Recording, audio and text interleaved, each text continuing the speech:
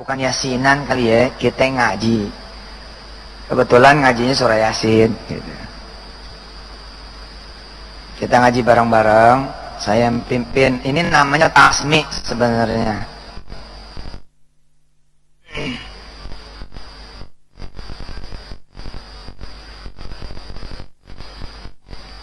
Al-Fatihah.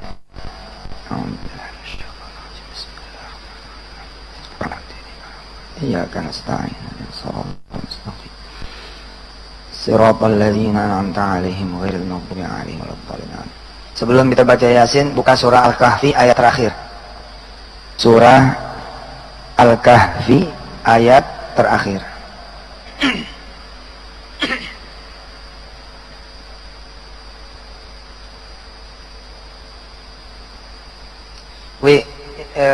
Akudonya mana?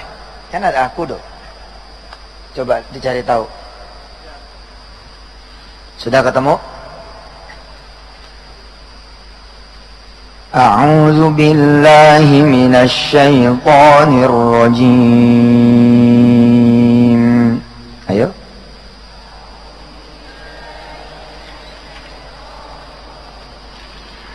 Bismillahirrahmanirrahim.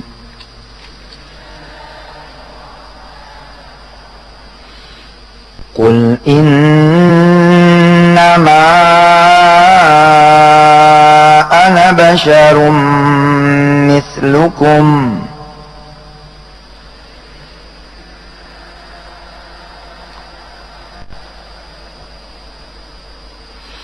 yuha ilayya annama ilahukum ilahu wahid.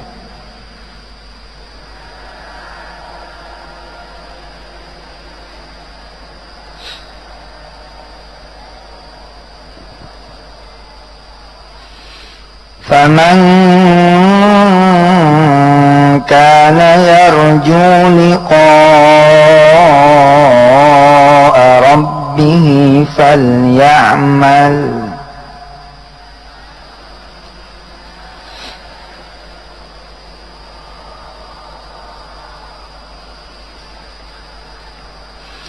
فليعمل عملا صالحا ولا يشرك بعبادة ربه أحدا.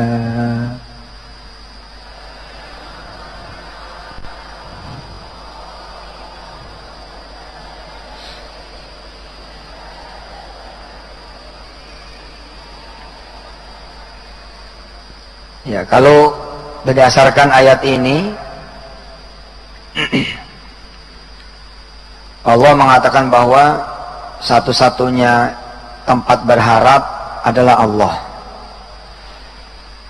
Coba bilang begitu, ikutin saya. Satu-satunya tempat berharap adalah Allah. Satu-satunya tempat meminta adalah Allah.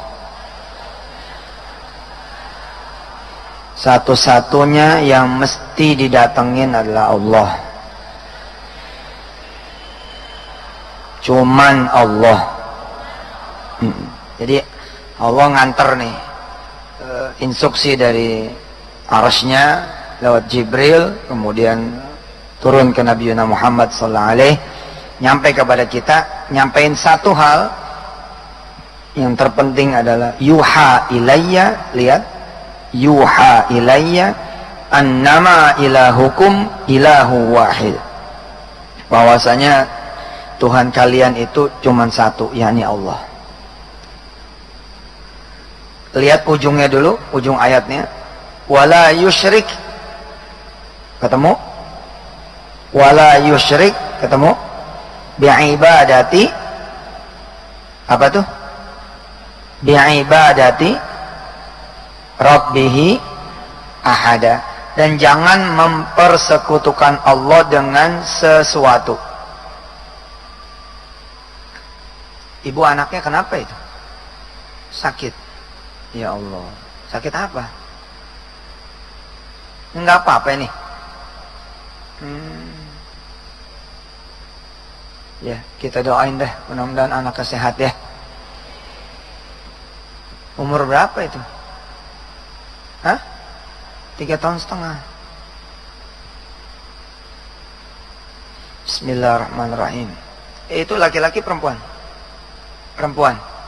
Bismillahirrahmanirrahim. Allahumma shfi mardaha wa marda jami'a auladil muslimin wal muslimat. Ya Allah, sembuhin penyakit anak ibu ini dan sembuhin penyakit semua anak-anak kaum muslimin muslimat di seluruh dunia. Amin. Baik. Wala yusyrik bi'ibadati rabbih ahada. Jangan mempersekutukan Allah. Saya nih jelek sih Ustadz ya, makanya nggak kawin. Tuhannya siapa tuh jadinya? Saya jelek sih Ustadz kali ya, makanya saya nggak kawin-kawin gitu. Tuhannya siapa tuh? Tuhannya siapa? Coba perhatikan kalimatnya. Muka saya jelek kali ya Ustadz, makanya saya nggak kawin-kawin. Tuhannya siapa tuh? Hah? Hah? Muka, wajah. Pokoknya bila ada sesuatu yang dia yakini membawa manfaat dan madarat, itu jadi Tuhan. Coba kalau saya S1, gampang kali kerjanya Ustadz ya. Tuhannya siapa tuh? S1. S1 Tuhan.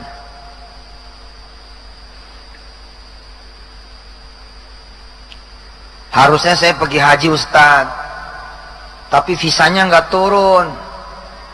Siapa Tuhannya? Visa.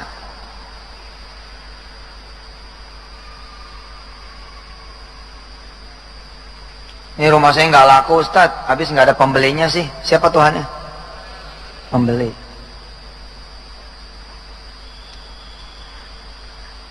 Harusnya ngaji sih Ustadz, tapi Ustadznya nggak ada. Tuhannya siapa tuh? Masa gara-gara gue lo ngaji apa enggak? Jangan dong ya. Sebab Allah, betul gak? Wala yusyrik bi'ibadati rabbih ahada. Mundur dikit. Faman kana yarju. Siapa yang mengharapkan, menginginkan, menghendaki. Kayak jualan satu aja, nggak usah promo-promo begitu, tenang aja. Tuhannya kan bukan promo. Nih selalu aja jualan mah, tenang aja, angkat udah, serakah amat. Udah dua. Faman kana yarju liqa'a rabbih. Siapa orang yang berharap, yang menghendaki, yang menginginkan apa? Pertemuan dengan Tuhannya. Mengharapkan sesuatu dari Tuhannya, pengen sesuatu dari Tuhannya. Maka apa yang harus dia lakukan? Falyamal 'amalan salihah. Maka lakukanlah amal saleh. Nah, membaca Quran adalah salah satu amal saleh. Paham? Coba ikutin. Membaca Quran adalah salah satu amal saleh. Saya pengen ketemu Allah, saya baca Quran lah dulu. Ayo ikutin. Karena saya pengen ketemu Allah, saya baca Quran dulu sebagai amal soleh saya, supaya saya bisa ketemu Allah Tuhan saya. Bisa diulangi kalimat itu? Bisa? Bisa diulangi? Loh, Anda nih ngaji di Istiqlal, jangan lupa di sini belajar dakwah. Anda harus menyampaikan kepada yang lain, bukan buat diri Anda sendiri. Jadi kenapa saya ulangi supaya Anda menyampaikan kepada yang lain. Kenapa sih harus baca Quran dulu gitu?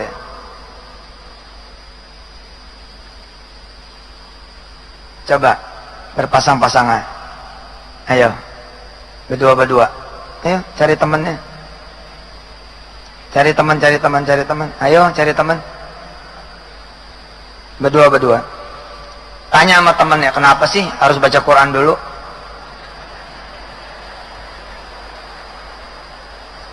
Jawab, ayo.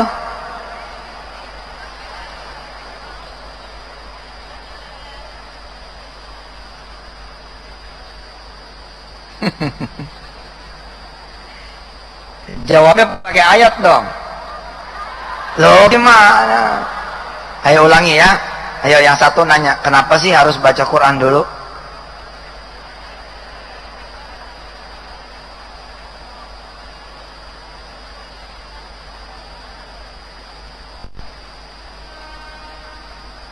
Cakep tuh. Karena faman kana yarju liqa'a rabbi harus falyamal sholihah gitu. Itu bagus. Apa artinya? Lo lihat aja sendiri. Kalimat demi kalimat dalam bahasa Indonesia itulah yang menjadikan kontroversial. Seperti kenapa sih yasinan gitu. Itu kalimatnya sudah dipersingkat sedemikian rupa sehingga akhirnya menjadi sesuatu yang aneh gitu. Kalau pertanyaannya dikembangkan, kenapa sih harus yasinan? Yasinan apa ya? Tanya Ustaz Yusuf aja deh. Paling gampang tuh. Yasin itu adalah bagian dari Al-Quran. Hadis langsungnya nggak ada. Kalau ente ngomong kata Rasul, nah itu baru masalah.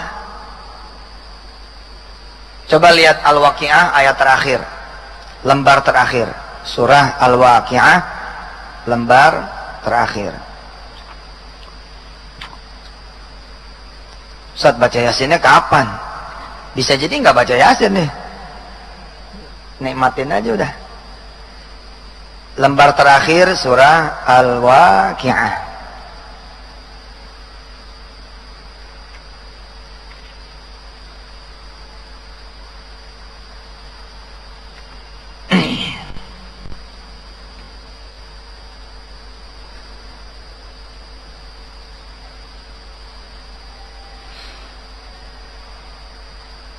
Lihat ayat 77-nya.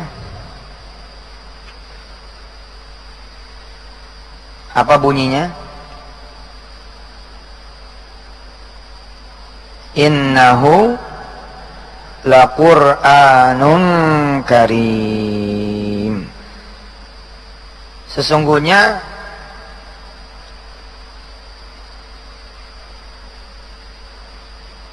inilah Al-Quran, ya.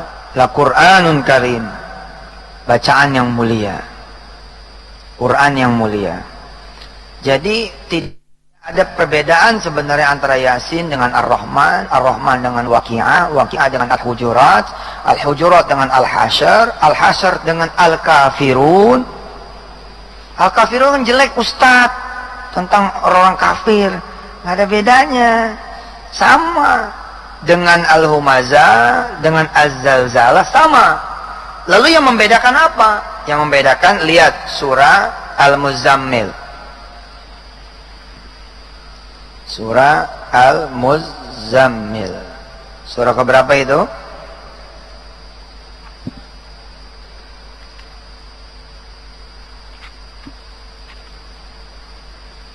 (73) Surah Al-Muzammil.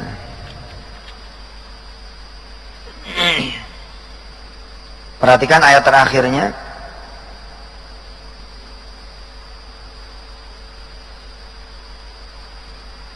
Sampai ketemu ayat faqara'u ma tayassara minal Qur'an. Dapat? Ada dapat enggak? Faqara'u ma tayassara minal Qur'an.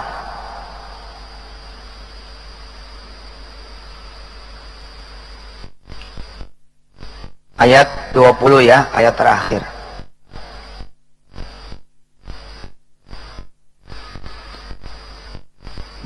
Dan satu lagi masih di ayat yang sama, faqra'u ma tayassara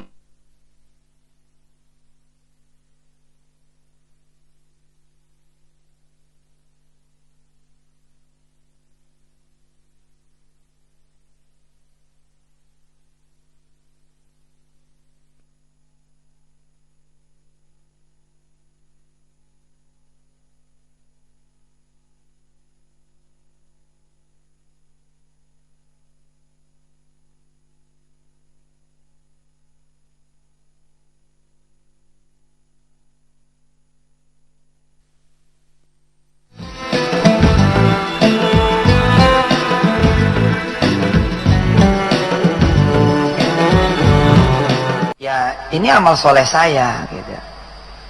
Jadi bila Anda mau berdoa seperti Nabiullah Yakub misalkan, Nabiullah Yakub alaihi salatu wassalam, ketika kemudian adiknya Yusuf dan kakaknya Yusuf, siapa adiknya Nabiullah Yusuf? Adiknya Nabiullah Yusuf siapa? Bunyamin. Kakak-kakaknya lagi yang atas bertobat. Lalu mereka mengatakan, wahai ayahku, mintakan ampun kepada Allah atas dosa-dosaku terhadap Yusuf. Bukan Mansur nih, Nabi Yusuf. Lalu Nabi Yakub mengatakan bahwa kalian datanglah nanti tengah malam. Kalian datanglah nanti malam. Aku akan berdoa kepada kalian usai sholat malam. Bisa kita tiru tuh. Artinya menahan dulu tidak meminta sebelum punya amal soleh. Bisa dimengerti? Menahan dulu sebentar untuk tidak langsung berdoa, sebab ini judulnya adab. Boleh tidak sih Ustadz main minta aja? Begini ya, ente sama orang tua juga nggak sopan. Ini orang tua lagi baca koran, tiba-tiba set, kita langsung nikung di depan dia. 1000, ayo 1000. Kan nggak sopan, betul nggak? Yang sopan gimana? Dari belakang dulu pijet, mama, gitu. Cakep gak tuh? Nanti mamanya nyaut, ada maunya nih, gitu. Iya, cium dulu pipi kiri, pipi kanannya. Pujilah dia, mama cakep deh. Di antara 4 mama yang lain, mama yang paling cakep. Nggak jadi ngasih. Gue lagi kesel sama yang lain, lu malah muji kayak gitu. Pujilah bapak dulu, ambil kakinya, pijitin dia. Bener, cakep tuh. Ambil anduk kering, basahin pakai air hangat, hangat-hangat kuku gitu. Kemudian kita incer bapak kita yang lagi duduk, ambil kakinya, basuh pakai anduk hangat, puji dia. Duh, nih kaki, masya Allah, urat semua.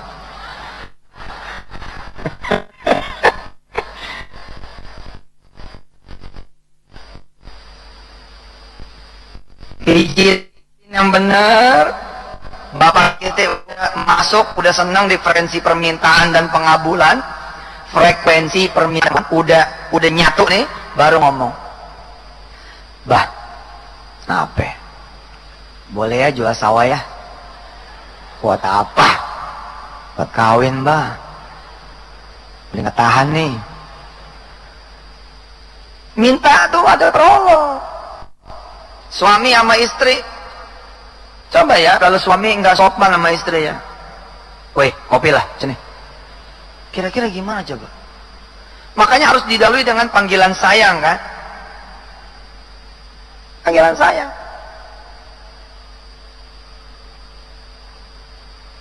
Mana nih mama yang cantik, mana nih gitu. Itu biarpun dia tapi senang gitu loh. Bener nggak?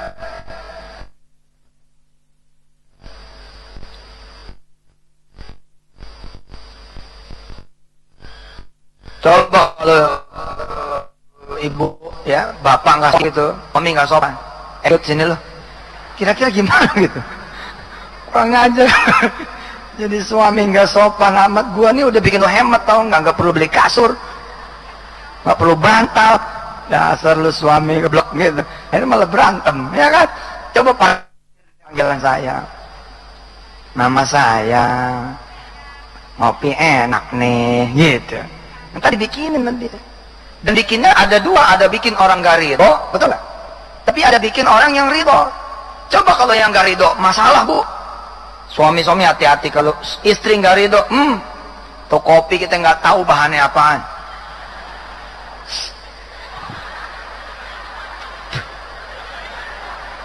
Salah ngaku. Gawat. Makanya penting bikin Allah ridho. Panggillah dia dulu, ya Rahman. Rahman, Rahman, sa'idni ya Rahman.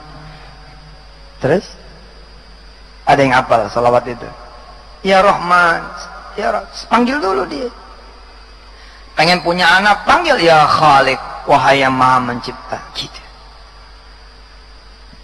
Baik, buka surah Yasinnya. Ustadz Syamsi sudah ada di sini? Belum? Nanti akan ada Ustadz Syamsi, ya. Siapa yang pergi ke Amerika? Yang pergi ke Amerika siapa? Mau ngapain? Nenek-nenek lagi. Ngeribetin aja. Iya. Udah dah, cakep nek, mantep. Giginya pelihara tuh nggak ada lagi. Ustadz nenek-nenek itu akrab, bukan ngeledek ya. Nah, buka surah Yasin.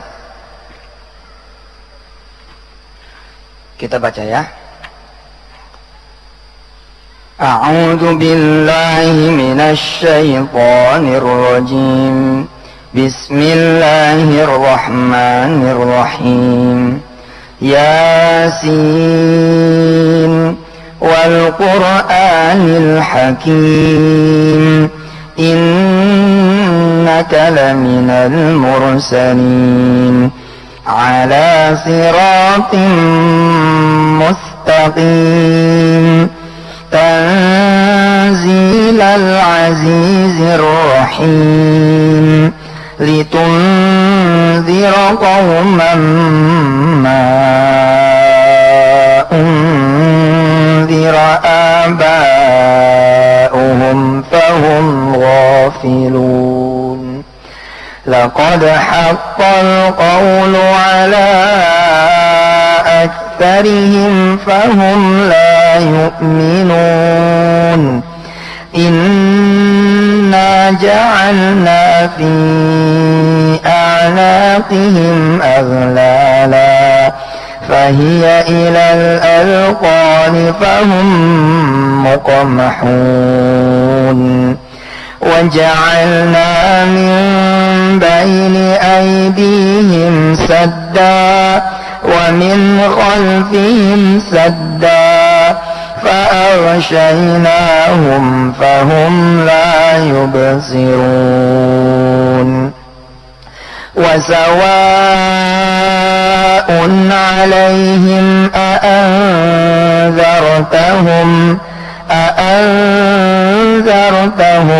أم لم تنذرهم لا يؤمنون. إنما تنذر من اتبع الذكر وخشي الرحمن بالغيب فبشره بمغفرة وأجر كريم. إنا نحن نحيي الموتى ونكتب ما قدموا وآثارهم وكل شيء أحصيناه في إمام مبين.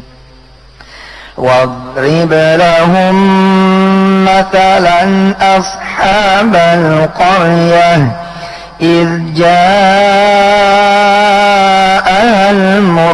المرسلون إذ أرسلنا إليهم اثنين فكذبوهما فعززنا بثالث فقالوا إنا إليكم مرسلون. قالوا ما أنتم إلا مثلنا وما أنزل الرحمن إن أنتم إلا تكذبون قالوا ربنا يعلم إنا إليكم لمرسلون وما علينا إلا البلاغ المبين قالوا إنا تطيرنا بكم لئن لم تنتهوا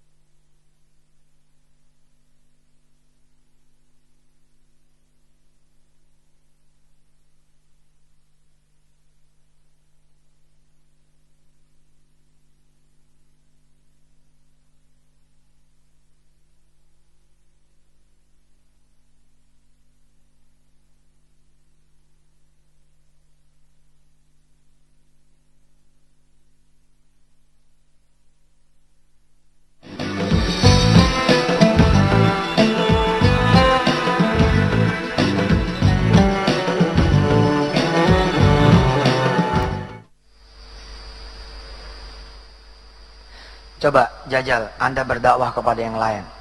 Pilih temannya, tapi yang berbeda. Pilih temannya lagi, tapi yang berbeda. Depan ke belakang, jangan ke samping. Ayo, coba. Pilih lagi temannya. Ya. Ayo, pilih. Ini latihan dakwah. Ayo, pilih temannya. Pilih temannya. Bergerak, muter. Bilang sama dia begini, tepuk pundaknya, Mas tahu nggak, sedekah yang ada tantangan imannya itu beda loh dengan sedekah yang tidak ada tantangan imannya. Ayo katakan begitu.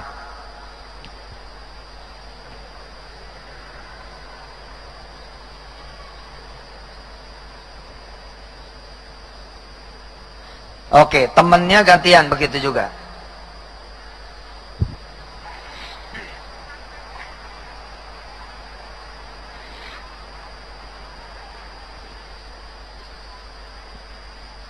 Nah sekarang tanya tuh sama yang ngomong, gimana tuh? Nggak apa-apa, balik lagi. Sudah, balik.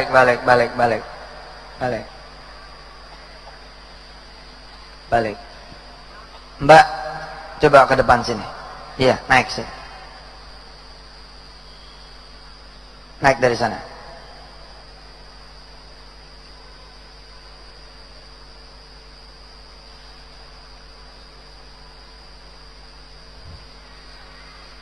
Saya ajarin dakwah ya.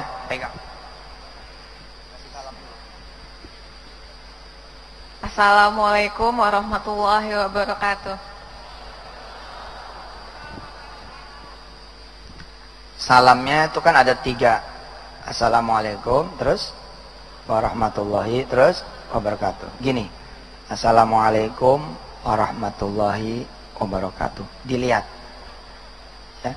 Dilihat tuh ada 2, lihat kosong sama lihat bener. Ini lihat bener. Assalamualaikum warahmatullahi wabarakatuh.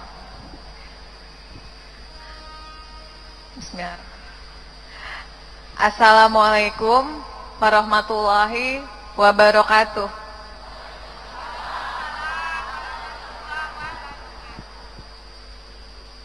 Sedekah itu bla bla bla ya.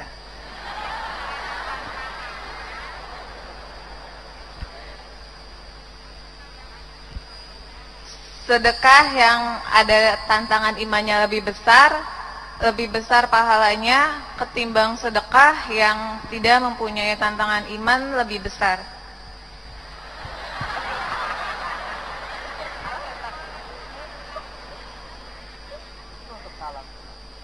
Wassalamualaikum warahmatullahi wabarakatuh. Saya minta yang paling tua. Ada yang paling tua?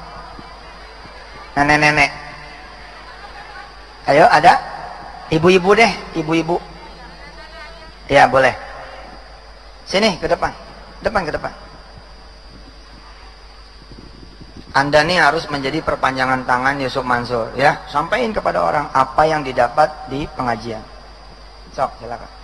Sedekah yang ada tantangan. Salam dulu kali. Salam dulu atuh. Salam set. Assalamualaikum warahmatullahi wabarakatuh.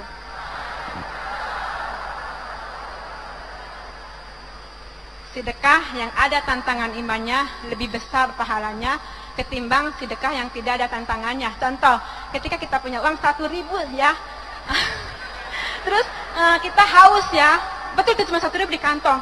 Sedekah jajan beli es, sedekah udah sedekah saja, insya Allah nanti Allah ganti lebih dari es, insya Allah. Salam lagi. Assalamualaikum warahmatullahi taala wabarakatuh. Ngarep.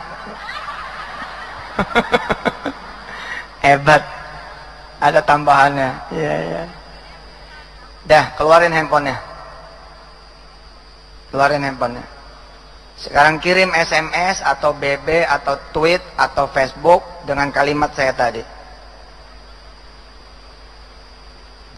Atau boleh dengan kalimat saudara semua. Assalamualaikum, gue lagi di Istiqlal nih, bla bla bla bla gitu. Ayo silakan.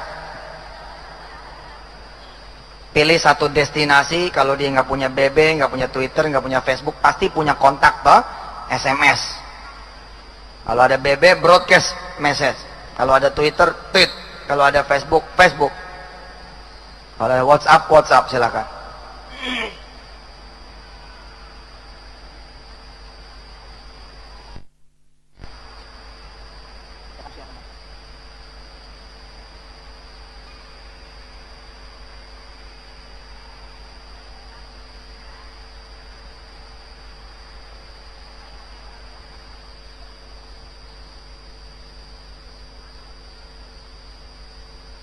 Hakikat berdakwah adalah menyampaikan.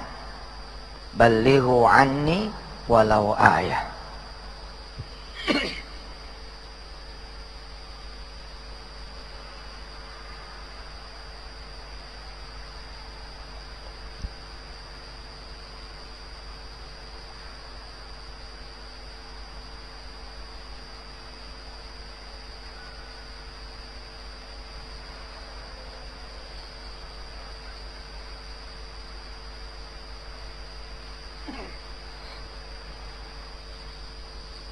Kalau ada yang bisa bikin meme, cakep tuh. Bikin kartun, fake, cakep. Tinggal tempel pakai bahasa seperti tadi. Udah, yang laki-laki sudah? Ada yang sudah belum? Ada yang sudah? Coba saya mau lihat yang sudah. Satu orang, sini.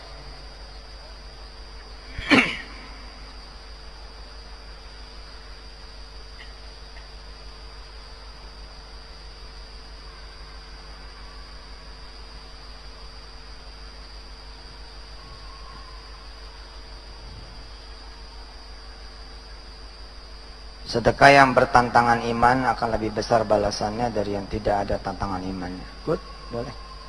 Sip, silakan balik.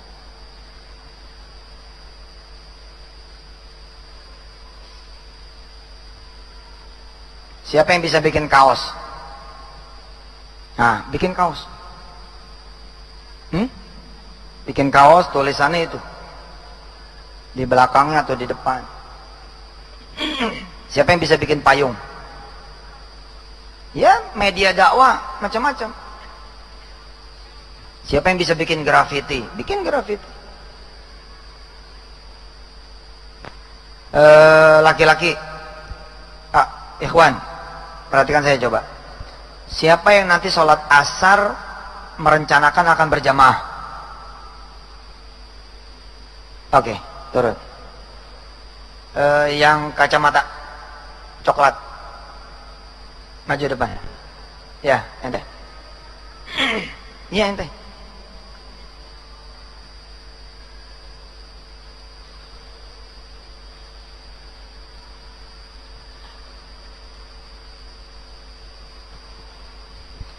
Anggap saja saya imam sholat asar. Ente datang sebelum asar, minta izin ke saya mau menyampaikan sesuatu. Apa aja? Izin dulu. Kan tadi saya nanya, siapa yang bakal sholat asar berjamaah? Tadi pada ngacung, termasuk situ ngacung. Oke. Bayangkan ente datang ke satu masjid. Kan harus ceramah nih, harus ngasih tahu orang nih. Nah, salah satu yang paling efektif adalah setelah sholat. Tentu saja jangan enggak izin dulu sama yang punya masjid. Izin sama imam masjid, sama DKM masjid. Anggap saja saya imamnya, ente izin dulu nih. Nah, gimana caranya? Ustadz yang terhormat, saya mau izin untuk sekedar menyampaikan sedikit kepada para jamaah. Diperbolehkan? Kalau caranya begini nggak bakal dikasih. Saya kasih tahu, nggak bakal dikasih kecuali sedikit. Caranya gimana? Antum ada duit nggak? Ada berapa? I did it, Pak. Saya melakukan seperti ini zaman dulu. Latihan saya ceramah masjid-masjid. Tapi jangan begitu. Kalau begitu mah nggak nafsu. Nggak bakal dibukain kecuali sedikit. Ada berapa? 140. Hah? 140. Nah, 100.000 aja keluarin. Oke. Atau 50 nggak apa-apa. Oke, 50. Taruh di kantong itunya. Dompetnya taruh di kantong. Sambil ngomong, sambil ngepelin duit. Ustaz, assalamualaikum. Maaf Ustaz, ini nanti aneh mau nyampein sesuatu buat masjid. Apaan nih? Silakan gitu. Maaf ya, bukan berarti saya menguangkan uang, mematerikan materi, tidak. Tapi coba aja rasanya. Saya nggak ngajarin nyogok loh ya. Nggak ngajarin Ustaz, ini buat sedekah ke masjid. Ustaz, boleh nggak nanti aneh ngomong habis sholat? Ustadz, ini buat sedekah ke masjid, boleh nggak nanti saya ngomong ke...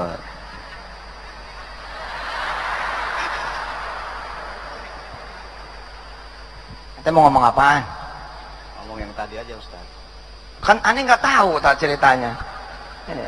Nanti aneh habis sholat biasanya ngomong gini, assalamualaikum, ada jemaah tadi ini yang sedekah 50.000. Dia mau ngomong sesuatu, barangkali istrinya meninggal atau gimana, ya.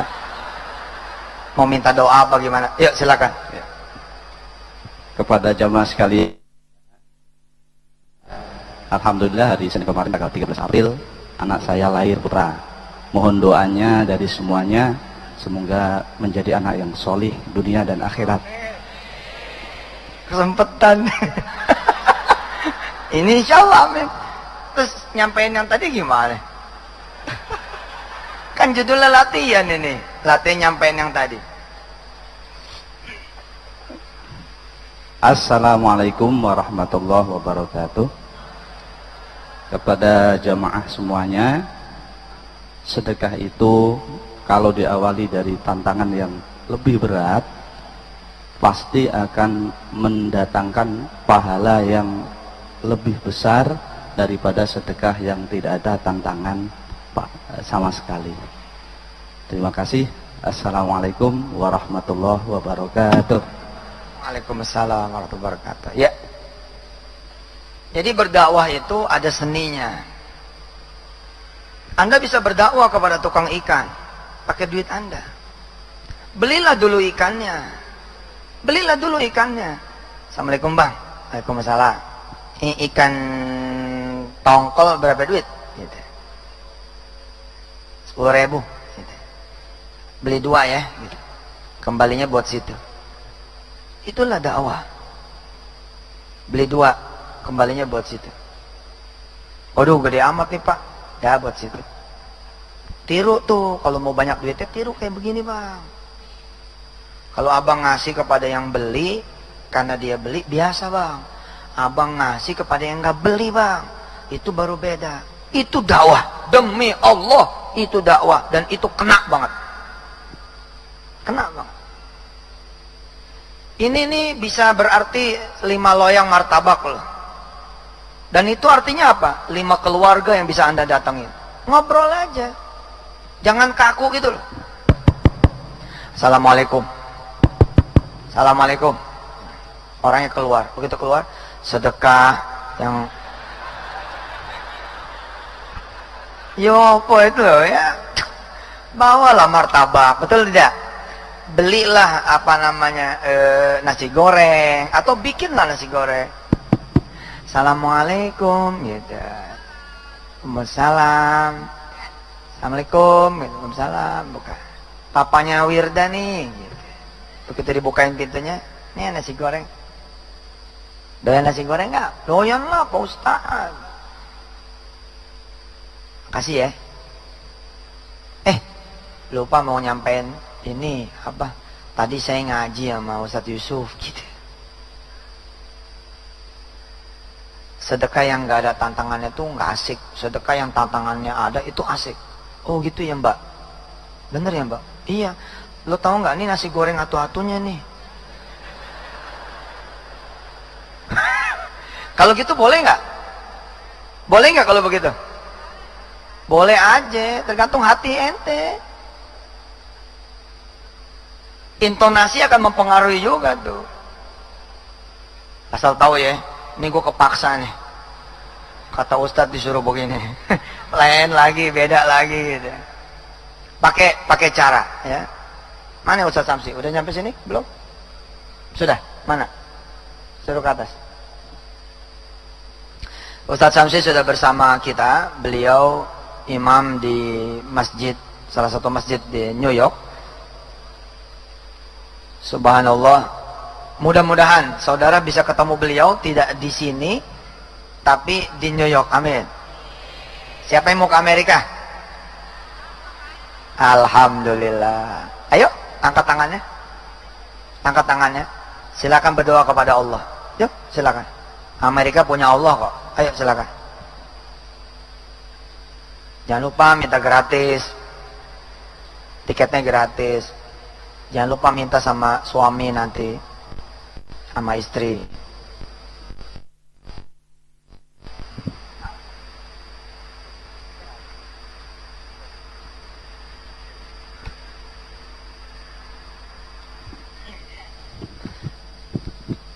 Kalau pengen apa aja, lihat apa aja, denger apa aja yang dipengenin harus jadi doa. Harus jadi doa. Mana yang handphonenya jelek? Mana handphonenya jelek? Coba angkat. Nggak apa-apa. Mana lihat? Oke, itu cukup jelek ya. Ustadz, ih. Ya, gini loh. Kan suka ngelihat iklan tuh ya. Suka ngelihat billboard kan tuh ya. S6 kah, S7 kah, atau apakah? Jangan jadi lelihatan biasa. Jangan jadi lelihatan biasa. Harus dengan pandangan doa. Misal begini. Begitu ngelihat iklan iPhone terbaru, Samsung terbaru, mengucapnya harus begini. Subhanallah ya Allah, mudah-mudahan saya bisa beli 100 tuh Samsung. Buat saya bagiin kepada 99 ustadz dan ustadzah gitu. Terus satunya buat saya ya Allah. If you believe, it will happen. Subhanallah. Ya, pokoknya biasain. Kalau perlu kalau lagi naik motor, ente berhenti sebentar, taruh helm, buka jaket, pegang billboardnya itu. Allahumma sholli ala Muhammad wa ala ali Muhammad. Ya Allah, ini billboard licin amat. Baik, kita sambut sama-sama Ustaz Samsi Ali. Tafadhal Ustaz. Sekarang. Wajah saya, muka saya kelihatan ya.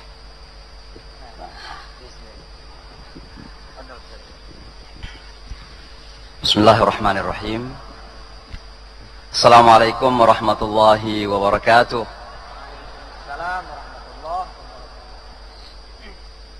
Alhamdulillahirabbil alamin. Wa bihi nasta'inu ala umurid dunya waddin. Wa sallallahu ta'ala wa baraka ala nabiyyina Muhammadin wa ala alihi wa ashabihi ajma'in. Amma ba'd. Ustaz ini pakai bahasa apa kira-kira? Dia nantangin kita pakai bahasa Inggris nih. Dia pikir kita bisa kali. Pakai bahasa Indonesia Bu ya? Bagaimana kalau kita bahasa Betawi aja? Ini lagi jatuh cinta sama Betawi soalnya. Ya. Bapak dan Ibu sekalian, pertama-tama tentunya kita panjatkan puji syukur kita kepada Allah Subhanahu wa taala yang tak terhingga, yang sebesar-besarnya, seikhlas-ikhlasnya, sedalam-dalamnya, seluas-luasnya, bahwa pada pagi hari yang ceria ini, karena juga qadar dan takdirnya kita dipertemukan. Tidak ada sesuatu yang terjadi dalam hidup ini besar dalam pandangan kita, kecil menurut kita, semuanya kecil dalam pandangan Allah. Tentunya kecuali dengan izin dan qadar Allah Subhanahu wa taala. Maka kehadiran saya juga di masjid yang megah ini, berada di samping calon pemimpin kita ke depan, insyaallah. Ya. Calon gubernur tahun 2017. Calon presiden 5 tahun lagi. Amin. Berada di samping beliau ini sebuah karunia yang sangat luar biasa. Terasa ketika saya bertemu dengan Presiden Bush ini, sebuah Amerika itu kecil gitu loh. Indonesia ini besar kalau dibawa kepemimpinan beliau nanti. Bapak dan Ibu sekalian, semua kita sesungguhnya berlari di belakang satu kata saja. Semua kita tanpa kecuali, dari presiden, menteri, sampai kepada mereka yang membersihkan jalan-jalan ibu kota, semuanya berlari di belakang satu kata dalam hidup ini. Dan satu kata itu tidak lain adalah ingin bahagia. Ingin bahagia.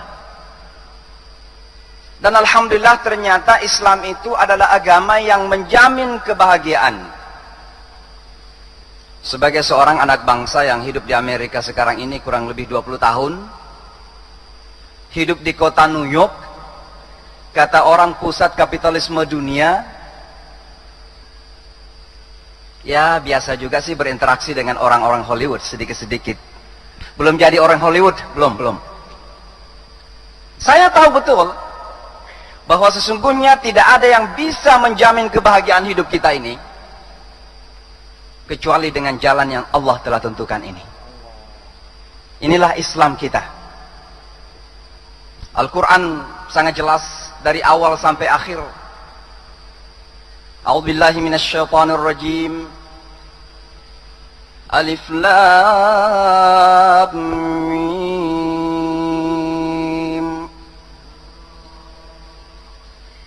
Dzalikal kitabu la raiba fihi. La raiba fihi hudan lil muttaqin. Allah kemudian melanjutkan bahwa orang-orang yang bertakwa itu ikut kepada ajaran Al-Quran. Dan kalau kita yakin dengan ajaran Al-Quran, apa kata Allah? Ulaika ala hudan min rabbihim wa ulaika humul muflihun. Ada jaminan bahwa kalau kita yakin dengan Al-Quran, yakin dengan Rasulullah Sallallahu Alaihi Wasallam, pada ujung-ujungnya kesuksesan yang akan kita capai. Dan dalam kata kesuksesan itulah terselubung makna kebahagiaan. Karena bagi kita, sukses bukan sekedar sukses. Kita boleh punya banyak harta, kita boleh punya istana yang mewah, kita boleh punya mobil atau kendaraan yang mewah. Tapi apalah arti kesuksesan semua itu kalau tidak mendatangkan kebahagiaan? Maka kata kunci yang kita cari dalam berislam ini adalah bahagia. Bapak dan Ibu sekalian, Al-Quran menjamin sekali lagi. Qad aflahal mu'minun. Orang beriman itu qad aflaha. Kata qad yang disambung dengan fi'lun madhi, itu jaminan, kepastian. Tidak ada keraguan. Inna nahnu nazzalna dzikra. Itu fi'lun madhin untuk jaminan, dijamin. Al-Quran itu dijamin oleh Allah. Ada jaminan bahwa kita sukses. Qad aflahal mu'minun, orang yang beriman. Kalau betul-betul beriman, pasti sukses. Seluruh amalan yang kita lakukan, dari amalan ritual kita, salat 5 waktu kita, tahajud kita, qiyamul lail kita, puasa kita, sedekah-sedekah yang kita keluarkan ini, sampai membersihkan bahkan sedekah, tersenyum saja kepada orang. Ini coba kalau tersenyum, sedekahnya banyak juga hari ini. Coba senyum deh. Alhamdulillah, cantik-cantik semua senyum tadi. Sedekah, tersenyum sedekah. Ini semua mengantar kepada keberuntungan. Ya ayyuhalladzina amanu, irka'u wasjudu wa'budu rabbakum waf'alul khair la'allakum tuflihun. Sujud rukuk kita ini, ibadah-ibadah yang kita lakukan ini, amalan-amalan kebaikan yang kita lakukan itu semuanya mengantar kepada la'allakum tuflihun. Tidak ada keraguan. Maka Al-Quran kemudian menyimpulkan, ma anzalna 'alaikal qur'ana litashqa. Saya tidak menurunkan Al-Quran untuk kamu menderita. Saya mungkin terheran-heran kalau masih azas saja yang mengatakan bahwa Islam ini menghendaki kita untuk miskin. Ustaz Imam Mansur sudah keliling Amerika nih. Di New York ingin membeli Wall Street. Sampai ke San Francisco ingin membeli Google dan Yahoo. Coba lihat. Sampai ke Seattle ingin membeli Boeing. Oh, itu terlalu kecil. Terlalu kecil. Kok dunia ini terlalu kecil? Coba ciptaan Allah ini kan, dunia ini hanya secuil dari ciptaan Allah. Kalau Allah menghendaki kan tinggal kun fayakun saja kan. Innama amruhu idza arada syai'an an yaqula lahu kun fayakun. Saya kemarin ceramah bersama beliau di Masjid Agung Sunda Kelapa, Ibu ya. Oh, hadir juga rupanya beliau nih. Alhamdulillah. Ada saksi. Saya katakan, kalau Indonesia saat ini menjadi negara muslim terbesar di dunia dengan lebih 200 juta muslim di Indonesia sekarang ini, siapa yang bilang mustahil Amerika akan menjadi negara muslim terbesar 20-30 tahun yang akan datang? Tidak ada yang mustahil dalam hidup kita ini. Yang mustahil itu kalau ada yang mengaku Nabi Muhammad setelah Muhammad SAW. Itu yang mustahil gitu loh. Yang mustahil itu karena ada yang mau jadi nabi lagi setelah Nabi Muhammad. Itu yang mustahil. Tapi selama itu adalah aturannya jelas, Al-Quran menjamin, ya kenapa 20 tahun, 40 tahun, 50 tahun yang akan datang Amerika tidak bisa menjadi negara muslim terbesar? Dengan 300 juta penduduk lebih itu. Dulu Indonesia memangnya negara Islam? Negara Hindu kok? Negara Buddha? Kemudian Islam datang, penjajah mencoba-coba menjadikannya negara Kristen. Alhamdulillah Islam itu enggak bisa tertandingi. Sampai saat ini, sampai detik ini, insya Allah sampai hari kiamat, Islam akan tetap menjadi negara agama terbesar di Indonesia. Insya Allah, amin. Cuma ini ada cerita buruk dikit nih, ibu-ibu, bapak-bapak. Beberapa waktu yang lalu, ini rahasia ya, televisi jangan diumumin. Enggak apa-apa, saya juga di Amerika, enggak peduli saya. Saya beberapa waktu yang lalu diundang oleh salah satu persatuan gereja-gereja di Amerika Serikat, mewakili komunitas muslim. Karena saya itu sangat intens sekali membangun komunikasi dengan siapa saja. Dengan siapa saja. Karena di dalam Al-Quran kita disuruh ta'aruf, dan ta'aruf itu intinya adalah dialog. Dan saya yakin dialog di sini bukan antar muslim saja, walaupun memang sangat krusial. Kok bisa kita berdialog dengan Kristen tapi orang Islam gontok-gontokan itu? Itu menjadi masalah. Jadi saya hadir di acara besar perhelatan akbar namanya Council of Churches, semacam majelis syurahnya gereja-gereja di Amerika Serikat. Sebelum saya tampil memberikan sambutan, ada salah seorang pemimpin gereja. Dan dia kemudian membuka sambutannya dengan seperti ini. Sungguh saya sangat bersyukur kepada Tuhan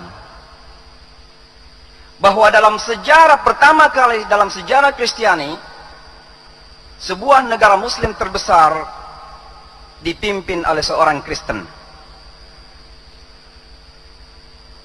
Lalu dia menyebut kata Indonesia, saya terkejut juga. Loh, yang presidennya Kristen ya?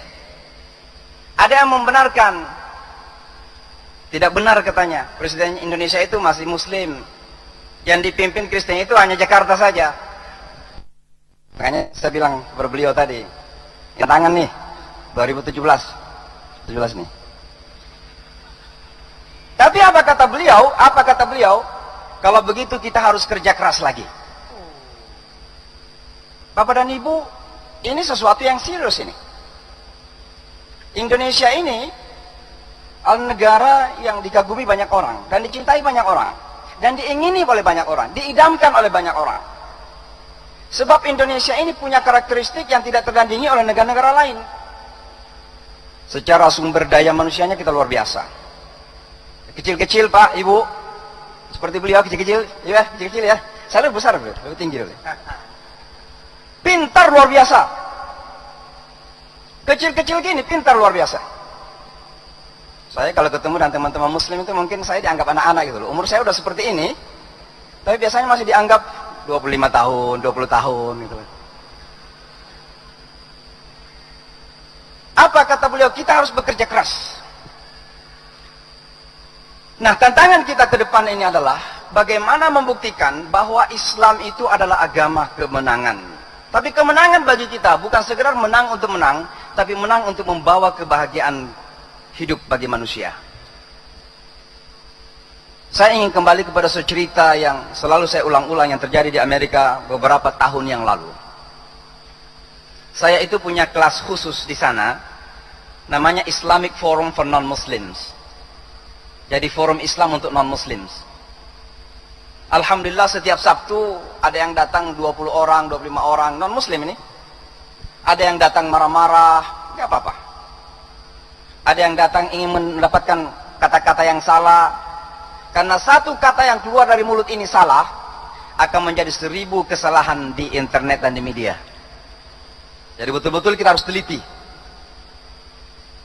Beliau datang, duduk di salah satu corner ruangan itu. Biasanya di ujung kelas saya tantang mereka untuk berdialog. Ada yang mau bertanya? Tidak ada yang angkat tangan. Kecuali orang tadi ini, dia angkat tangan, dia katakan, saya tidak ada pertanyaan, tapi saya ingin punya extra time setelah ini, waktu lebih setelah ini. Setelah selesai itu, Bapak dan Ibu, kita duduk bersama berdua di ruangan itu, lalu saya tanya, bahasa Betawinya bilang begini, what I can do for you? Apa yang saya bisa bantu? Apa kata beliau? I am angry, saya marah katanya. Wah, ini harus siap-siap silat kita ini. Ini berdua ruang orang tinggi besar nih. Alhamdulillah saya waktu kecil latihan silat, jadi saya persiapkan nih, kecil-kecil gini, jangan coba-coba. Saya tanya kenapa marah? Dia katakan saya ini seperti mesin katanya. Seperti mesin. Di pagi hari keluar dari rumah pergi ke tempat kerja, di sore hari kembali ke rumah, di akhir pekan semua waktunya dihabiskan di night club.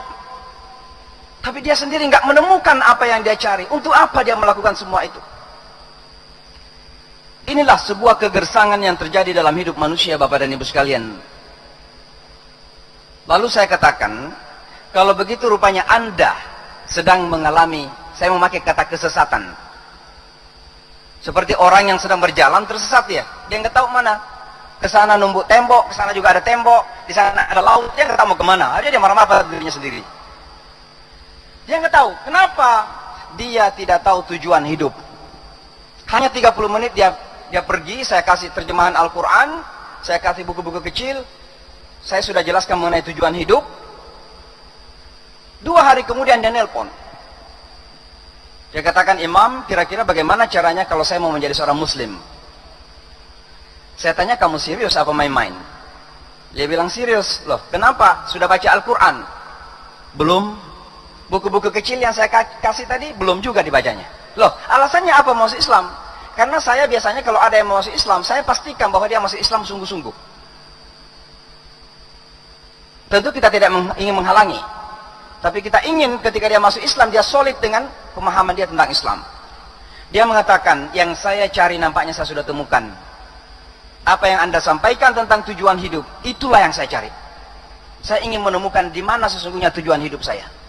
Maka Bapak dan Ibu sekalian, dia masuk Islam, Alhamdulillah. Teman kita yang bernama Matthew ini, Matt, biasa kita panggil Matt, itu sudah berkeluarga, punya istri dari Maroko. Seharusnya ada orang Betawi. Dia sudah bahagia. Kenapa saya menyampaikan cerita ini Bapak dan Ibu sekalian? Karena itulah refleksi yang terjadi di dunia barat sekarang. Itu adalah contoh konkret bahwa memang di dunia barat sekarang ini ada kegersangan, ada kegelisahan, ada kekosongan, dan Islam tertantang untuk mengisi kekosongan itu. Maka dakwah yang kita lakukan ini bukan sekedar menambah pengikut, bukan. Islam itu sudah agama terbesar di dunia sekarang ini. Kalau Katolik dan Kristen dibagi 2. Katolik sekitar 1 miliar manusia, Kristen sekitar 800 juta, orang Islam 1,6 miliar manusia. Maka sesungguhnya kita adalah kelompok terbesar, sudah banyak orang Islam. Tapi kenapa kita harus menyampaikan dakwah ini? Karena kita ingin menyelamatkan. Tolong dibangun rasa iba, rasa kasihan. Itulah rahmah. Rasa cinta kita. Orang non-muslim itu jangan dibenci. Jangan dibenci. Kita justru kasih sayang kepada mereka, cinta kepada mereka. Mereka saudara semanusia kita. Jangan kita pernah menjadi muslim egoistik. Seolah-olah surga ini sudah menjadi milik kita saja. Surga itu diciptakan untuk milik seluruh manusia. Oleh sebab itulah Bapak dan Ibu sekalian, dakwah yang kita lakukan ini adalah salvation, penyelamatan. Yang biasa memakai kata ini kan teman-teman Kristiani ini. Datang ke Indonesia bagi-bagi Indomie, salvation. Penyelamatan, menyelamatkan. Maka mereka merasa menggembala. Maka kita berdakwah ini adalah untuk menyelamatkan umat manusia. Bayangkan Bapak dan Ibu sekalian, Amerika itu kan ada 50 negara bagian. Sudah ada sekitar 20 kalau tidak salah negara bagian yang menghalalkan perkawinan sejenis. Ini gimana nih? Kok dari dulu yang kawin itu kan Adam dengan Hawa, tidak pernah Adam dengan Daud. Kalau tiba-tiba ada perkawinan Adam dengan Daud, gimana sih? Nah, kalau kita orang Islam tidak bergerak, siapa yang akan menyelamatkan dunia kita di masa depan? Maka dakwah yang kita lakukan Bapak dan Ibu sekalian sekali lagi adalah menyelamatkan dunia kita sendiri. 1. Yang kedua, saya selentingan tadi mendengarkan Ustadz Yusuf Mansur menyampaikan bahwa dakwah itu kan bagaimana metodenya sesungguhnya. Ini sangat krusial. Ada beberapa dilema terkadang dalam menyampaikan dakwah ini. Yang pertama adalah karena terkadang ketika kita berdakwah itu terlalu keluar dari pemikiran kita, sehingga kita merasa Superman, merasa hebat, merasa berilmu, maka terkadang kita terlalu filsafatkan agama ini. Kalau kita filsafatkan agama ini, maka orang-orang barat jauh lebih pintar berfilsafat. Kalau kita ingin menjadi orang liberal, orang-orang barat sudah jauh lebih liberal.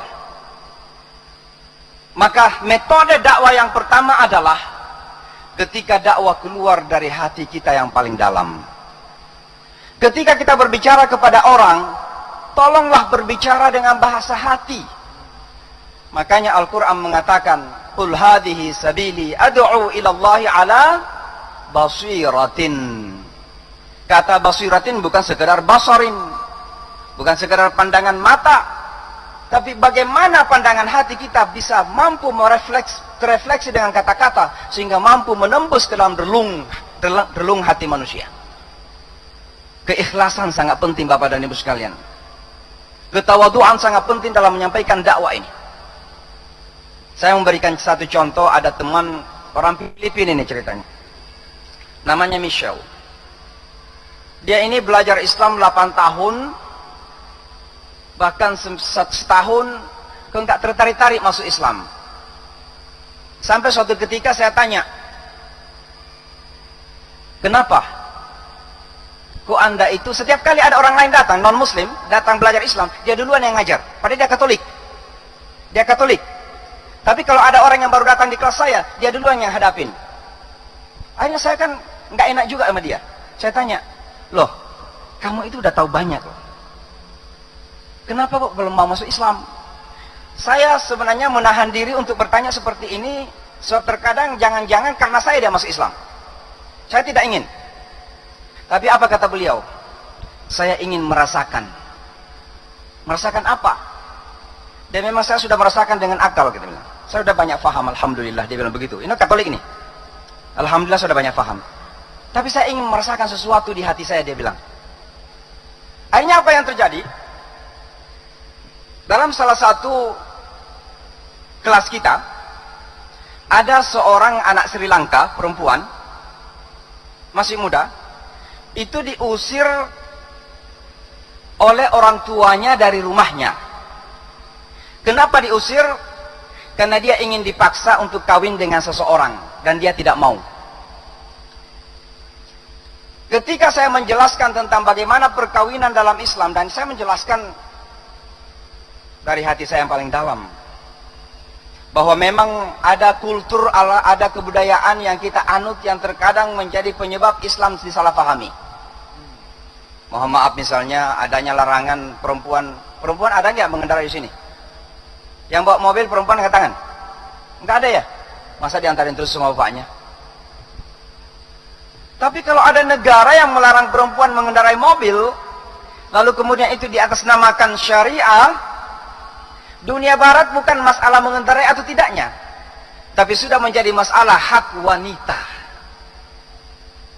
Oleh sebab itu Bapak dan Ibu sekalian, kebudayaan dan agama itu perlu kita clearkan, mana budaya dan mana agama. Walaupun praktek agama itu tidak bisa lepas dari budaya. Saya kasih contoh ya, saya ini paling sering dikritik di Amerika ini oleh teman-teman dari Timur Tengah. Masa imam katanya nggak pakai jubah gitu. Masa imam katanya nggak pakai pakaian Pakistan. Saya bilang kalau saya yang pakai jubah terus di jalanan, nanti yang kelihatan jubah saya orang yang nggak kelihatan, terlalu kecil. Saya bukan orang Arab. Masa disuruh pakai yang Arab terus? Tidak ada salahnya. Tapi jangan sampai itu dikatakan bahwa kalau kita tidak memakai pakaian Arab justru iman kita kurang. Pakai Arab nggak apa-apa. Pakaian Pakistan juga nggak apa-apa. Tapi jangan diukur iman dan Islam kita dari situ dong. Karena bagaimanapun juga ada yang namanya kulturisasi agama. Agama itu prakteknya, sosial inanya, amalan sosialnya, banyak dipengaruhi oleh praktek-praktek kultur kita.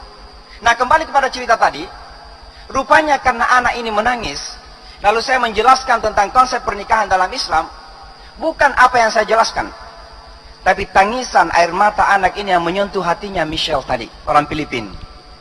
Hanya tangisan seorang wanita muslimah yang dianggap dizalimi oleh ayahnya karena ayahnya terlalu kultur dalam melihat agama ini.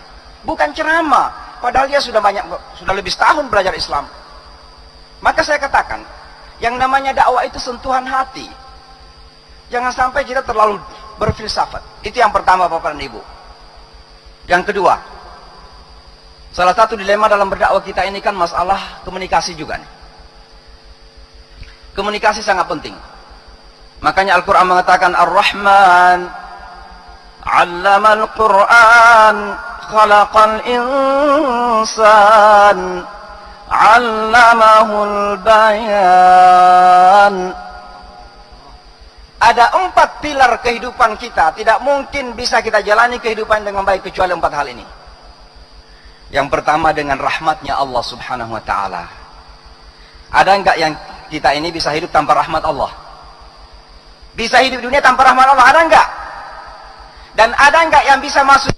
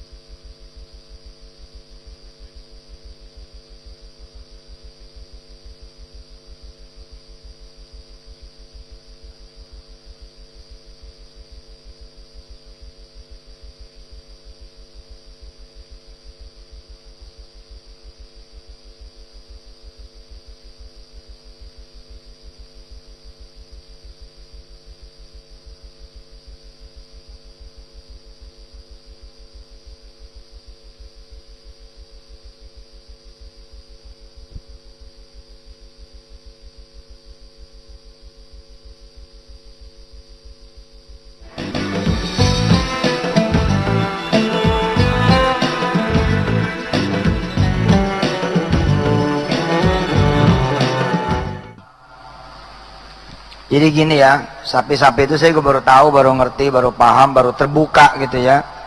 Jadi sapi itu kan kalau dia badannya bisa digedein satu harinya 1 kilo.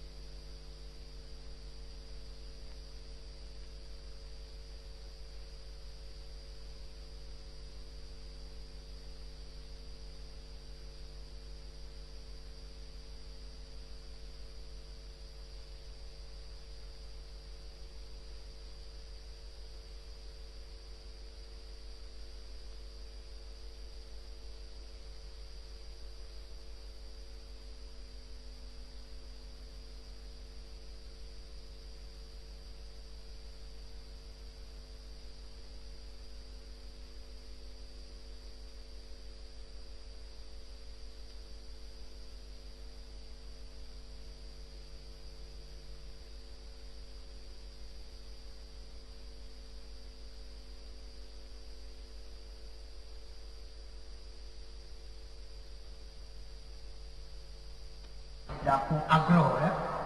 Dapu Agro.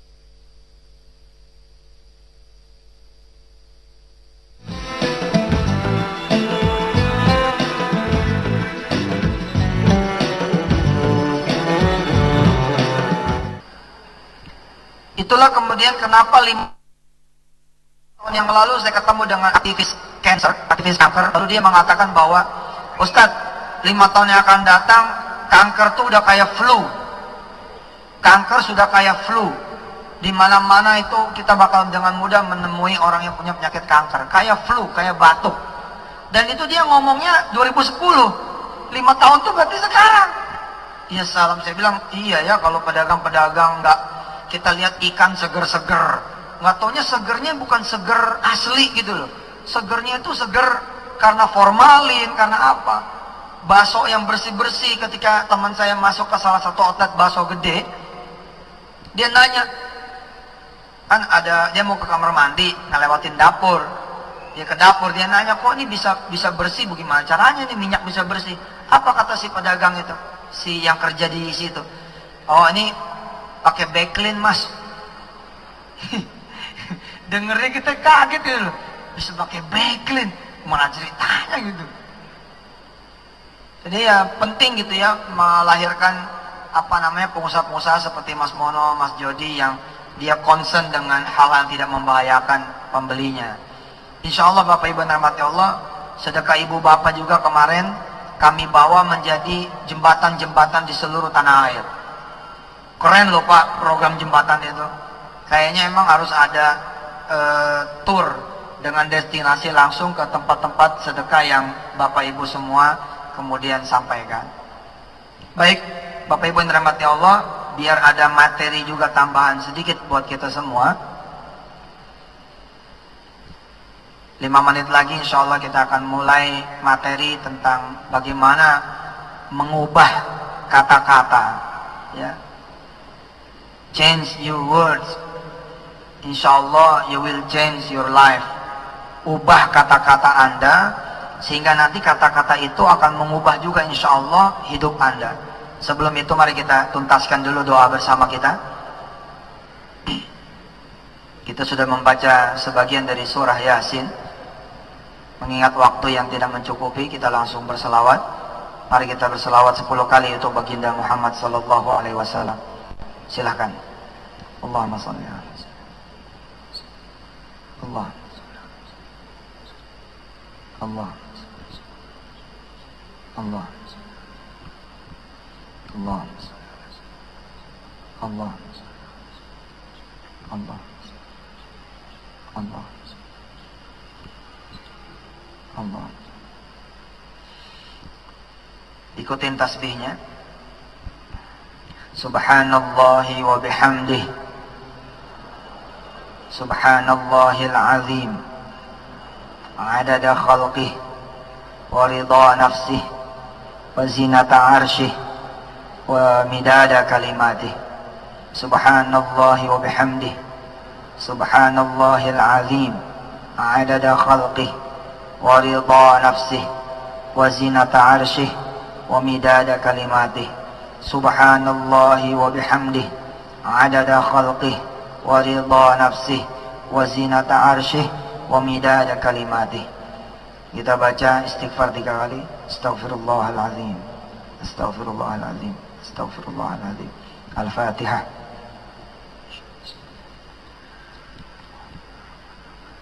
Iyyaka na'budu wa iyyaka nasta'in. Ihdinas siratal mustaqim. Siratal ladzina an'amta 'alaihim ghairil maghdubi 'alaihim waladdallin. Silakan berdoa masing-masing. Saya aminkan dari sini. Insya Allah para malaikatnya pun akan mengaminkan juga doa-doa ibu bapak semua. Silakan.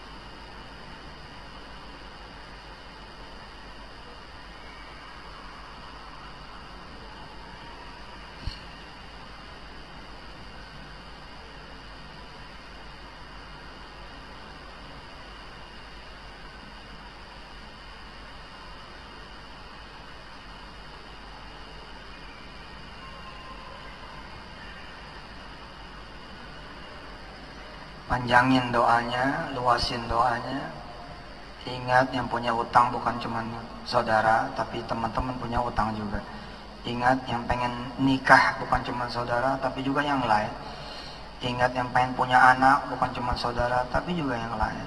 Ingat yang pengen punya banyak rezeki bukan cuma saudara, tapi juga yang lain. Amin.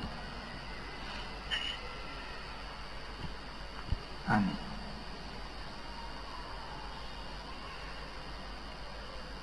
Yang pengen sehat bukan cuma saudara, tapi juga yang lain. Yang pengen pergi haji, umroh bukan cuma saudara, tapi juga yang lain. Doain yang lain, amin. Amin. Yang pengen masuk surga bukan cuma saudara, tapi juga yang lain, amin. Amin. Kabul, kabul. Mari kita baca lagi salawat 3 kali. Allahumma salli ala sayyidina. Allahumma salli ala sayyidina. Allahumma salli ala sayyidina. Al-Fatihah.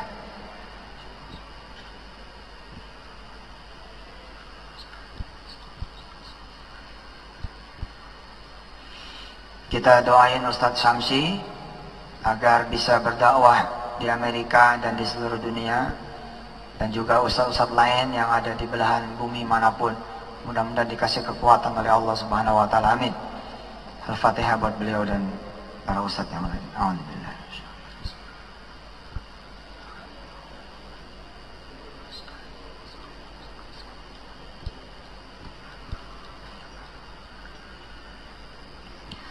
Kita baca doa buat Ananda almarhumah Tahsin Aisyah yang wafat 1 bulanan yang lalu.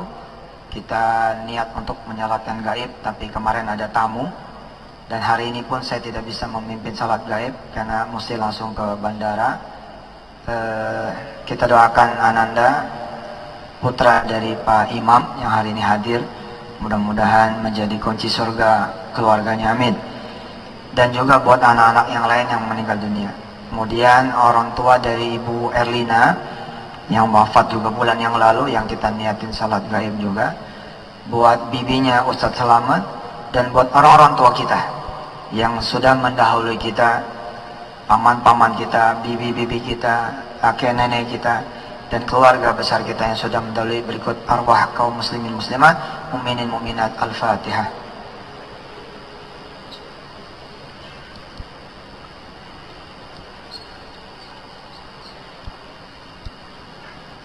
Rabbighfir lahum warhamhum wa'afihim wa'fu anhum wakrim khairan min ahli. Allahumma wasi' madkhalahu waghfir lahum ya Allah. Wa sallallahu ala sayyidina Muhammad wa alihi walhamdulillahi rabbil alamin. Ibu bapak yang dirahmati Allah, saya minta sebentar, siapa ya yang saya suruh maju? Ada yang pengen maju? Oke, sini. Laki-laki 1.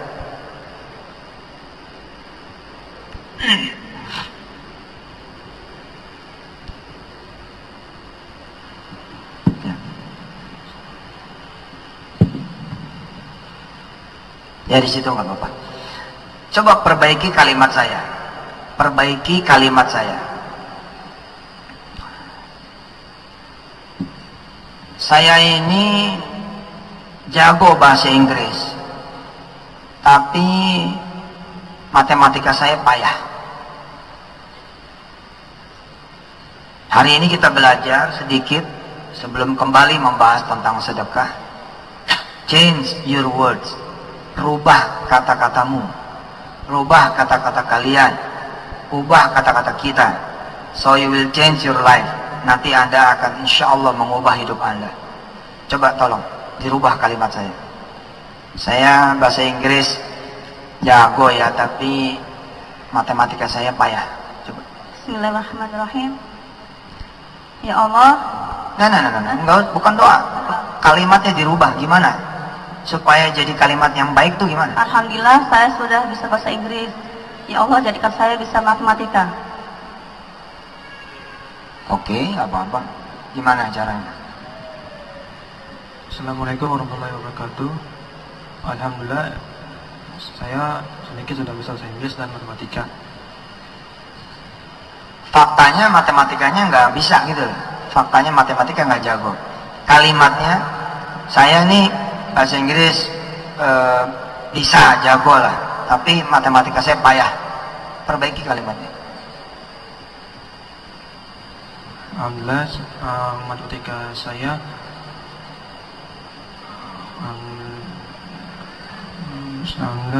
saya sudah bisa sedikit walaupun masih ada yang kurang. Ini menggambarkan tidak semua orang mampu mengubah kata-kata. Ini menggambarkan tidak semua orang mampu mengubah kata-kata. Maka berusahalah. Dan saudara akan ketemu terus. Kejadian demi kejadian yang membuat saudara harus terus belajar untuk mengubah kata-kata itu. Karena kata-kata itu pengaruh sekali. Pengaruh ke badan, pengaruh ke mata, pengaruh ke pikiran. Siapa namanya? Intan. Intan. Siapa namanya? Rahmat. Rahmat. Intan lumayan. Jadi doa. Oke. Kembali lagi. Makasih ya. Rahmat, makasih ya. Siap. Saya mengklasifikasi kira-kira ada 3 level lah kurang lebih. So-so sih, terserah aja.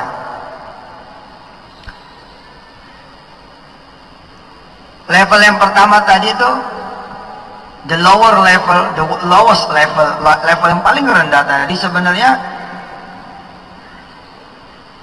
itu sudah level yang bagus. Artinya masih ada yang baik yang dia akui. Masih ada yang baik yang dia akui. Ustaz Syamsi mohon koreksinya gitu ya. Masih ada yang baik yang dia akui. Kayak tadi, mana yang diakui? Bahasa Inggrisnya jago. Tapi ada juga kekurangan yang diakui. Kalau kekurangan ini terus-menerus diucapkan, maka dia jadi kayak abadi itu sifatnya.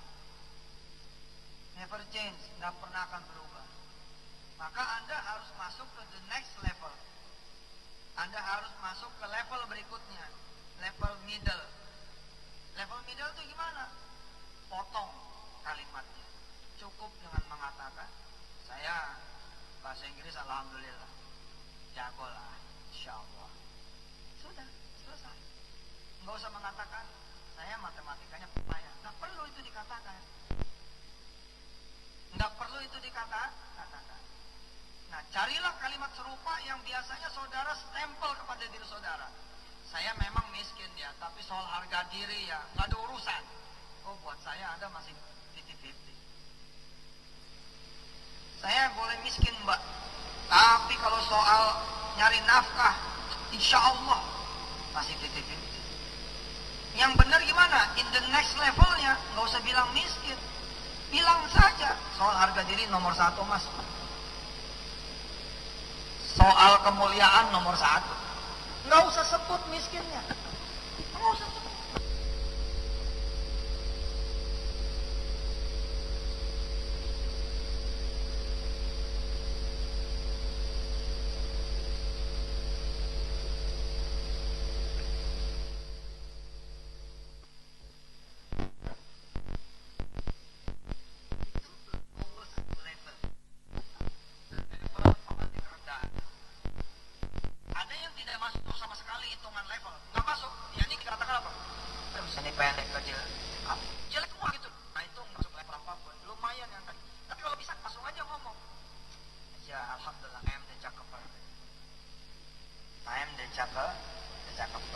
Saya dari golongan orang-orang minal cakepin, dari orang-orang yang cakep ya. Cukup gitu loh, cukup. Hibur diri saudara dengan kalimat-kalimat yang positif. Ini penting gitu. Jadi kekurangan-kekurangannya simpen aja, udah. Makanya saya suka bilang ya, betapapun fakta, hibur dengan harapan tuh menurut saya insya Allah itu lebih membahagiakan. Betapapun itu fakta. Tulisannya harus tulisan positif aja, nggak ada fakta jelek. Hati-hati ya, teman-teman kan suka nulis di status BB, di status WhatsApp, galau gitu, pakai titik-titik, tanda serunya panjang, terus ada kalimat emosional apa, emotikonnya yang memble ke bawah gitu. Atau tuh malam minggu lagi, atau sepi, atau bubar gitu. Katakan saja tidak boleh, apalagi tertulis. Hati-hati.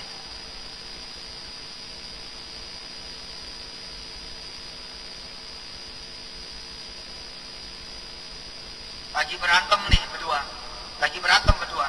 Terus kita ngomong, denger ya, gua emang kecil nih. Maka tadi Ustaz Syamsi terus-terusan begitu, di satu sisi 50-50, jago silat.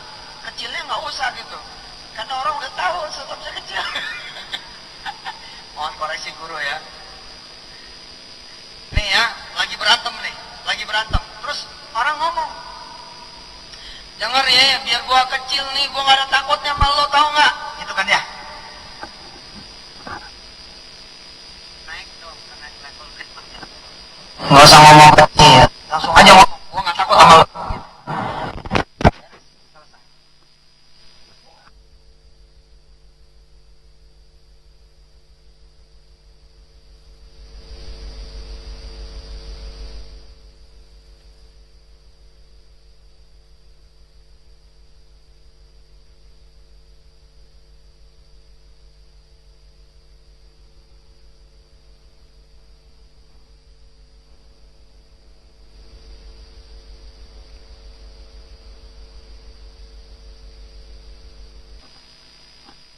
Langsung aja ngomong, nggak perlu ada ngomong saya ini jago bahasa Inggris. Ya, itulah level yang paling bagus. Kalau di urusan berantem gimana? Pukul aja langsung, hajar ceker gitu.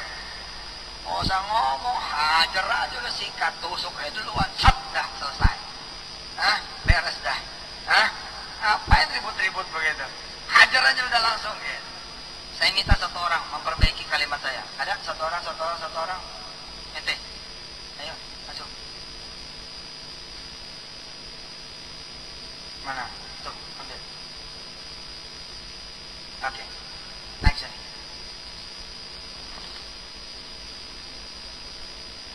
Siapa namanya?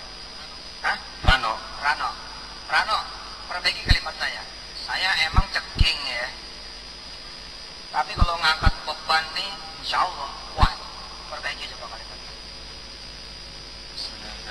Insya Allah dengan kekuatan dari Allah, angkat beban yang berat pun saya pasti angkat. Coba jajah. Coba jajah. Nah itu jajah. Benar ya.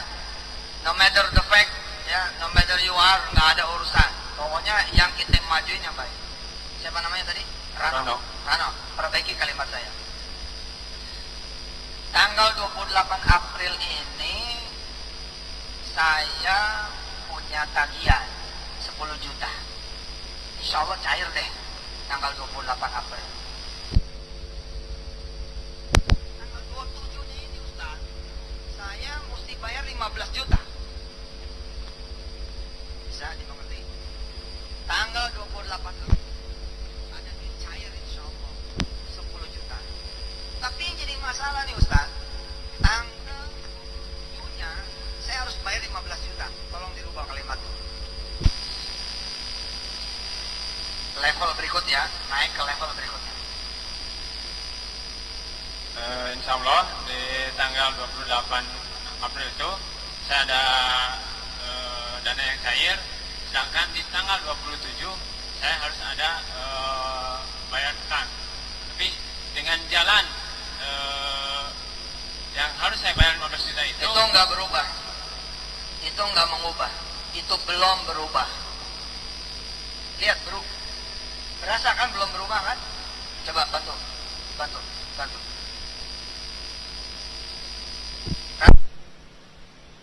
Mana itu?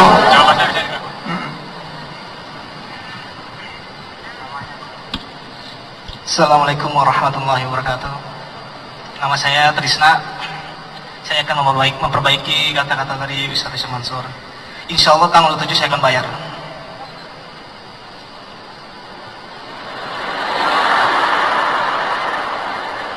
Ya, insya Allah tanggal 7 saya akan bayar tuh duit 15 juta. Walaupun tanggal 28 saya bakal dapat uang, insya Allah. Tanggal 28 kan duit bakalan cair. Sedangkan tanggal 27 harus bayar utang 15 juta. Ya karena kan istilahnya kan tergantung dari Allah. Bukan karena tanggal 28. Karena kita udah punya niat, insya Allah tanggal 27 saya akan tuh bayar utang 15 juta. Baik, nggak apa-apa. Kan lagi belajar namanya. Kalimatnya tadi itu sebenarnya udah hampir mendekati benar. Yang pertama tadi, tanggal 27 April, insya Allah saya akan bayar. Tadinya saya berharap, I was expecting before, saya berharap sebelumnya adalah, siapa nama saya teh? Trisna akan ngomong begini, Ustadz, tanggal 28 April insya Allah nih saya bakal cair duit 10 juta. Nggak perlu juga saya tahu masalah ente gitu. Saya nggak perlu tahu masalah ente. Bahwa ente punya masalah 27 April itu your business itu. Itu keep it only in your pocket gitu. In your pocket. Taruh aja di kantong Anda. Coba perbaiki intonasinya. Ustaz, insya Allah tanggal 27, insya Allah Tat, kalau ingin diizinkan tanggal 28 saya bayar tuh tanggal 15 juta Tat. Apa? Insya Allah yang kan ini kan ya, kan tanggal 27 itu kita harus bayar 15 juta. 28 sekarang kita dapat duitnya kan. Ya kita saya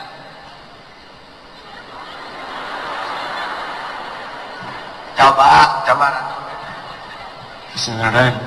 Insya Allah di tanggal 28 saya akan mendapatkan dana yang cair.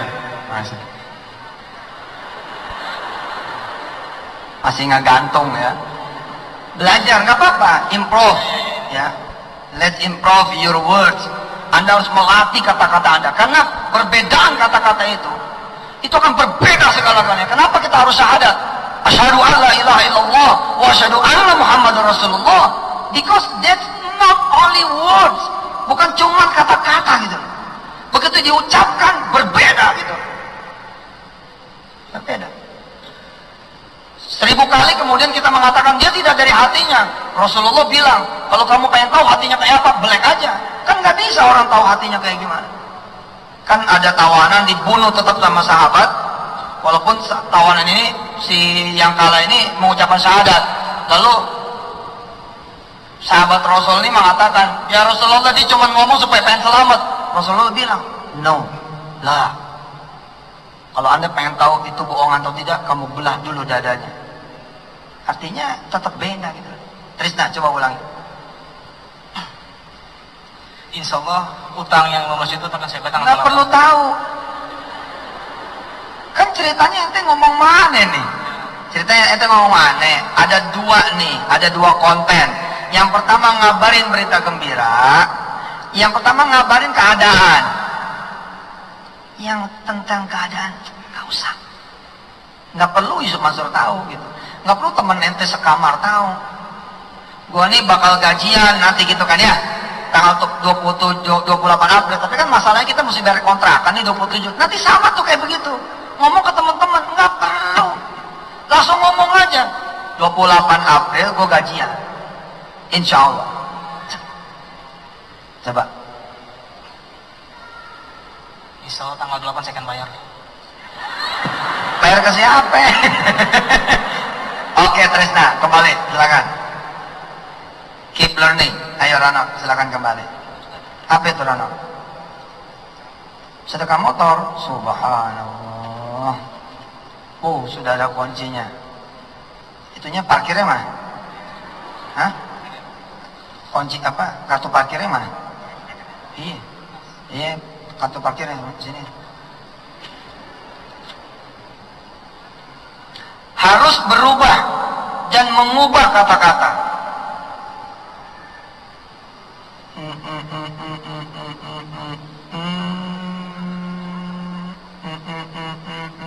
Sebentar, siapa ya?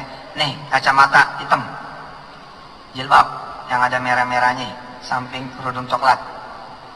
Sini, maju. Yes itu, ya. Yes, maju. Jilbab hitam. Ya belajar berani. Kasih jalan. Satu lagi, laki-laki. Ya ente boleh.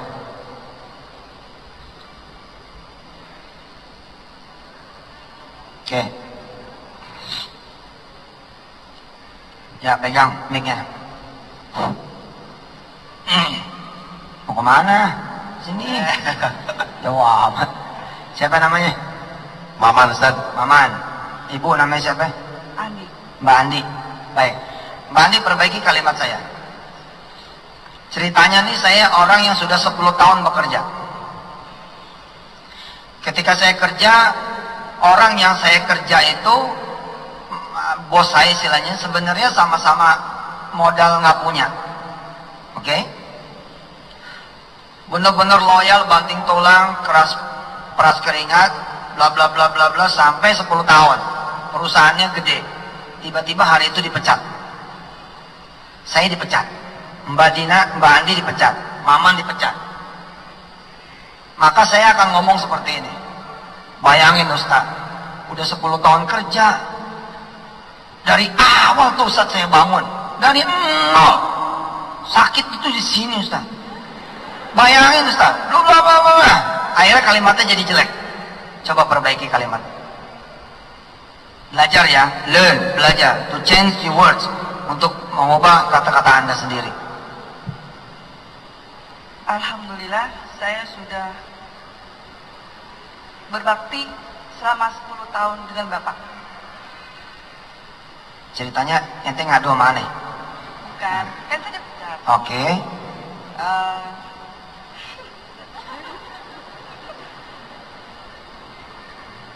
Pecat setelah kerja 10 tahun. Ini Mbak Andi, bayangin orang ini nggak tahu Mbak Andi datang. Mbak Andi datangi ke saya. Lalu saya diajak ngomong sama Mbak Andi. Kan kebiasaan manusia nyari orang buat ngomong ya. Mbak Andi ini curhat istilahnya gitu. Tapi saya mengajar Istiqlal pada hari ini untuk pakai bahasa yang betul. Karena kalau salah bahasanya, maka itu akan menggambarkan who you are, siapa Anda. Oke? Sekarang Andi cerita ke saya, tapi dengan bahasa seorang the winner. Yuk, piye caranya? Pak Ustadz, saya sudah bangga kerja 10 tahun dengan Bapak itu. Walaupun kasar. Masih ketemu walaupun kan? Bener, nggak apa-apa, belajar. Oke, Man. Bismillahirrahmanirrahim. Assalamualaikum warahmatullahi wabarakatuh. Pak Ustadz, saya biasa ngadu kalau pada saat sholat.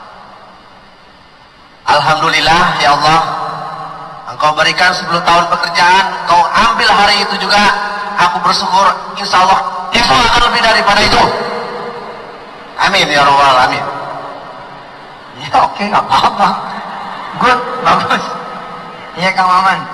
Insya Allah. Insya Allah. Oh biasa ngadu sama Allah di sholat? Insya Allah. Saya selalu ngikutin risalah hati. Oke. Insya Allah. Kalau sama Allah ada perbedaan sedikit. Kalau sama Allah, you may talk everything. Sama orang yang lo nggak boleh mah. Sama Allah mah lu sakit, ngomonglah sakit. Insya Allah. Sama Allah nggak. Ya Allah sakit Pak. Sama Allah mah. Ini ketika kita ngomong sama istri ngomong sama suami, orang tua ngomong sama anak ngomong sama orang tua, guru ngomong sama jamaah. Saya ngomong sama jamaah, ngomong sama teman-teman, sama Mas Jody, sama imam. Itu yang menjadikan saya nggak bisa gitu ngomong gimana, nggak bisa. Mbak Andi coba kalimat yang lain, jangan ada walaupun.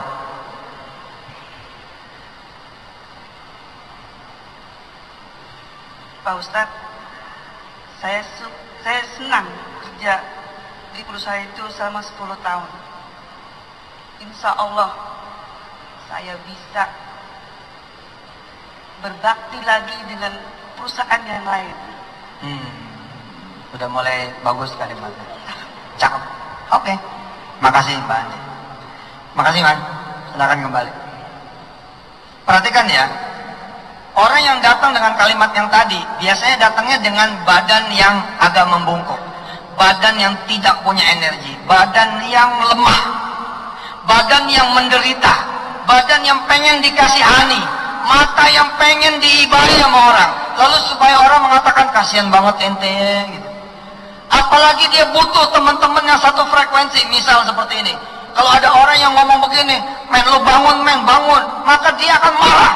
Kamu tuh nggak ngerasain apa yang saya lakukan, yang saya kemudian rasakan. Makanya sebenarnya dari sini dirubahnya.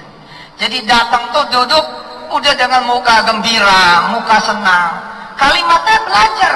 Saya tidak mengerti apa yang sedang saudara alami, yang sedang saudara kemudian rasakan. Tidak mengerti. Kecuali diri saudara sendiri sama Allah Subhanahu wa taala. Latihanlah untuk mengubah. Contoh, kalau saya jadi dia, saya ajarin nih, Mbak.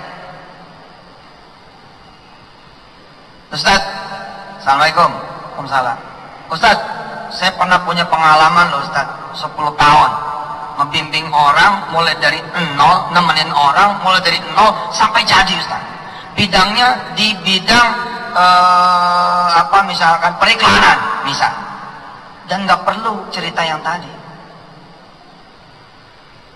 Paham?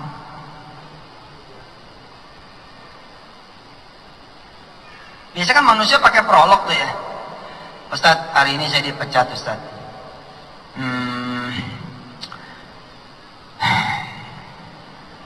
Begitu dulu tuh biasanya. 10 tahun Ustaz, anak nemenin dia. Masya Allah. Dari mulai nggak punya Ustaz, dari mulai meja kecil Ustaz, sampai perjalanan panjang tuh ceritanya. Kalimatnya setengah ada winner, tapi setengah ada loser. Nggak usah.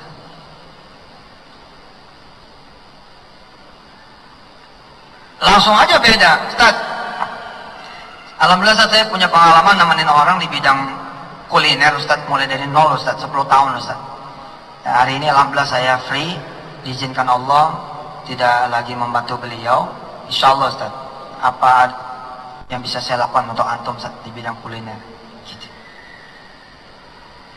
Saya minta satu lagi perempuan, Mbak, tuh 2, 3, yang tadi ngacung belakangnya 2. Ya, yang bawa anak. Ini yang bawa anak belakang. Ente tadi ngacung. Nah, belakangnya. Yang kerudung abu-abu. Apa? Biru apa abu-abu? Ya, sini, maju sini. Sini. Kam. Ayo bangun. Maju.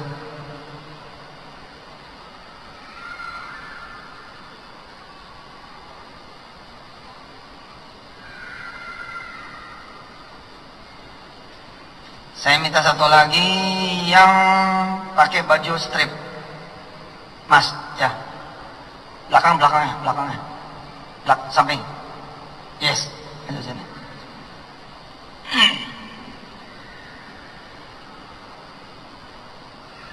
Pegang, mic-nya.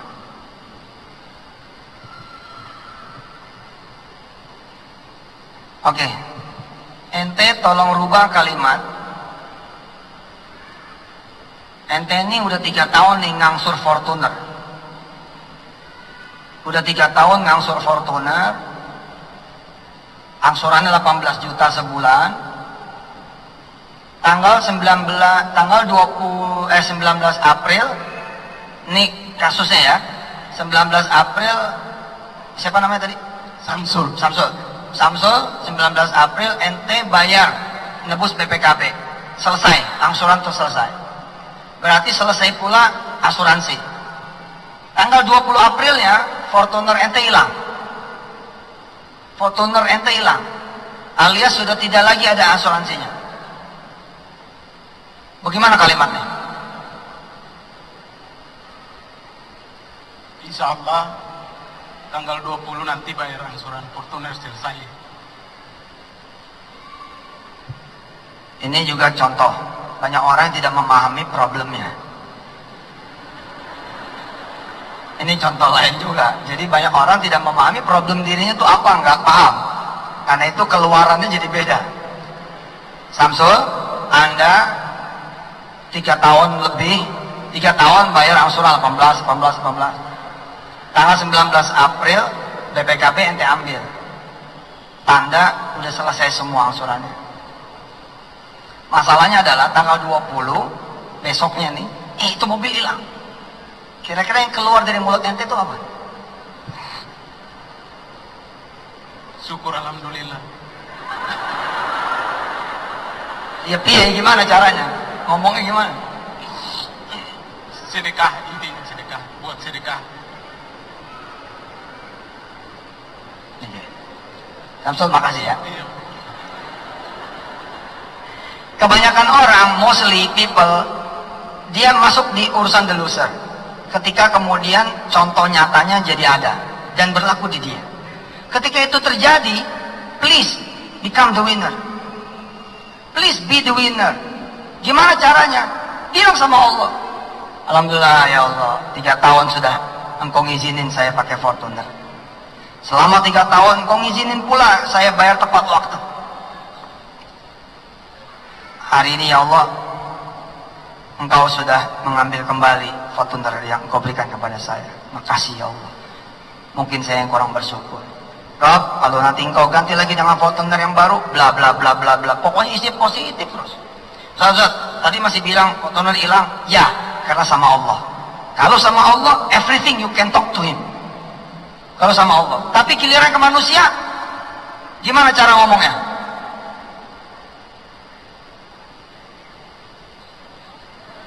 Kalau ke manusia gimana cara ngomongnya? Mbak siapa namanya? Desti. Desti. Gimana cara ngomongnya ke manusia?